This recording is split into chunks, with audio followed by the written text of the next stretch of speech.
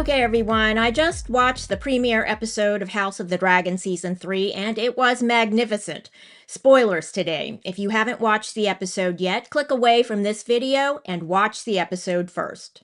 Now, after watching the Battle of the Bastards in Game of Thrones, I thought, how is House of the Dragon going to outdo that? Well, the Battle of the Gullet in the Season 3 premiere outdoes anything Game of Thrones has done previously on the visual side.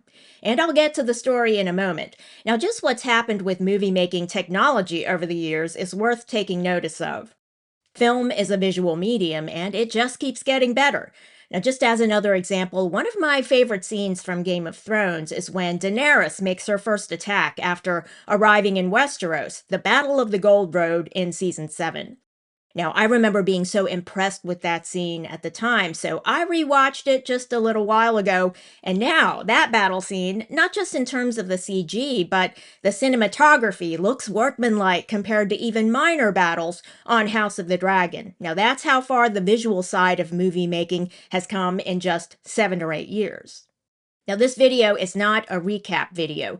Now, you've watched the premiere episode by now anyway, or watched the numerous recap videos that are already on YouTube, so there's a lot of love for House of the Dragon, and it's well earned. I'll just talk about the episode with reference to 3 characters: Rhaena, Alyn, and Jace. Now, the internal conflicts for each character drive their responses to the external war in the Battle of the Gullet, which comes upon each of them suddenly. So they act quickly without a lot of time for reflection or counsel. Now, Rhaena finally has a dragon, a wild dragon named Sheep Stealer. As Rhaena has been searching for a dragon her entire life, so too, maybe, does that mean Sheep Stealer was searching for a dragon rider its entire life? I don't know about that. It's a wild dragon, so it probably has no concept of a dragon lord. Okay, now maybe a dragon rider, but not a dragon lord, certainly. At most, it seems, Sheep Stealer could have been searching for a companion. It's not socialized. It burns living things for food, okay, not for politics. It seems to be just food to him, but dragons, they also seem quite intelligent, so I believe it realizes Rhaena is not a threat to him. Now, she's seeking a companion as well, and that's part of her motivation, the purest part.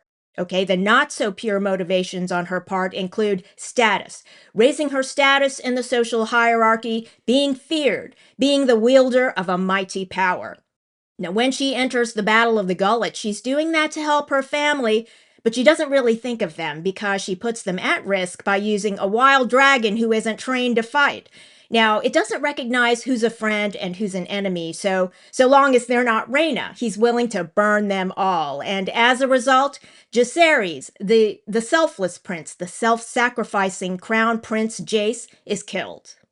Now, one could say Rhaena is only indirectly the cause of his death, because battles never go as expected, never. You always need a plan B, C, D, etc. You need to do the what-if scenarios before the battle, and Rhaena, I would assume, wasn't in those planning meetings because she wasn't a dragon lord until just a few minutes before the battle, literally. In any event, Jace's death is Rhaena's fault, I would say. If she hadn't entered the fray, Jace would have had a greater chance of survival at a minimum. So Rhaena's journey, her character journey going forward, could be one of redemption or chasing redemption, as she used to chase the dream of bonding with the dragon. And when the dream caught up with her, it didn't go as planned. But there is redemption. For example, the apostle Peter, before he became an apostle, was a disciple. And on the night Jesus was brought to trial, Peter denied knowing him 3 times. But Peter was redeemed. I believe we all would agree on that. Even though when Jesus rose again, he forgave Peter, Peter still couldn't quite forgive himself. He told his executioners, "Don't crucify me as you did Jesus, because I am not worthy to die in that same manner. Crucify me upside down."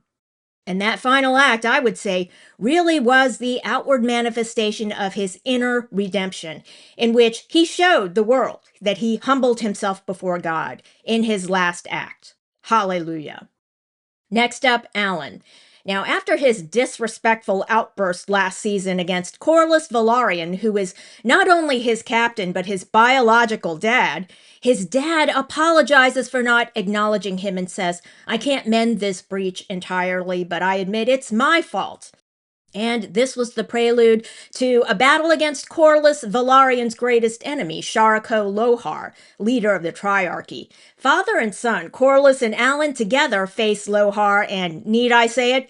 The father, all these years, could not defeat Lohar on his own, but when he reached across the breach to join with his son, acknowledging him at last, acknowledging his own wrongs, seeking redemption, the son was empowered, okay? Corlys and Lohar faced each other in hand-to-hand combat, and Corlys was thrown overboard, and Alyn yells, "Father!" He sees Lohar and leaps onto the sinking deck, and it's a vicious battle. Lohar is a seasoned fighter, but is outmatched, and Lohar has no children. Remember, from last season, Lohar wanted Tywin Lannister to sleep with Lohar's wives to get children, and Tywin Lannister did as he was told, presumably, but those children are in the womb. And Alyn is out of the womb, and he settles his father's score. It was decades in the making, and the reconciliation of Corlys and Alyn, in my view, is similar to Rhaena finding her dragon at last, but Alyn, unlike Sheepstealer, is able to respond with love in kind. And the reconciliation is like finding a missing part of yourself, right? It's about identity, which brings us to Jace. Jacaerys Velaryon, or is it Strong? Whose son is he? Now, he knows all of Rhaenyra's sons by Harwin Strong know who their father is. Now, I've heard a theory that maybe he sacrificed himself because he felt unworthy of the Iron Throne, despite his mother, the Queen, naming him the Crown Prince. And she told him about the Song of Ice and Fire, so he knows what his destiny would be in the future. And because of the Song of Ice and Fire, because she shared that with him, I believe that Jace does accept himself as heir to the Iron Throne. So I believe he sacrificed himself for that reason. The Song of Ice and Fire says a Targaryen must sit the Iron Throne to stave off the long night, and one of his titles as King of the Seven Kingdoms would be Protector of the Realm. Now let's recall in Game of Thrones when Cersei was crowned Queen and Protector of the Realm, the internet was like, oh my good lord. In any event, that would be one of Jace's titles, Protector of the Realm.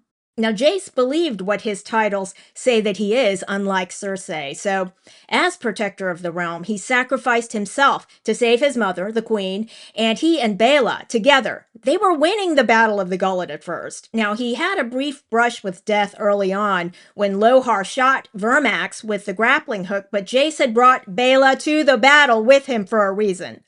Now, she flew to his aid and cut the line with Moondancer's wing. Remember that? I was like, oh, maybe he's going to live. But Rhaena, all of a sudden, appearing with Sheepstealer, who then begins burning everyone with friendly fire and even attacking Jace and Baela. Now, that was beyond unexpected. It was a black swan moment, as the Wall Street Titans would call it. Now, no amount of planning and what-if scenarios could have predicted Sheepstealer entering the fray and then turning friendly fire against Team Black. Now, Jace's last act as Protector of the Realm was turning Vermax's fire away from Rhaena to save her life despite her bad decisions and putting herself in harm's way. Now, the end of Jace's journey was monumental, but it was depicted without a lot of emotion. It reminded me a bit of Laena's death. Now, remember how her labor had gone on for days and the baby would not come out, so she told her dragon Vhagar, Dracarys. Okay, not unexpected, really, because she had told Daemon earlier she wasn't prepared for a life of ease in Pentos. She had expected to die the death of a dragon rider, and in the end, she did. She found herself dying as the person she knew herself to be, a dragon rider engulfed in flames. Now, Jace as well, in my view, in his last moments, found himself, found who he is and who he was born to be. Selfless, self-sacrificing, protector of the realm. He would have been a great king. Thanks for watching, and if you enjoyed this video, leave a like and don't forget to subscribe.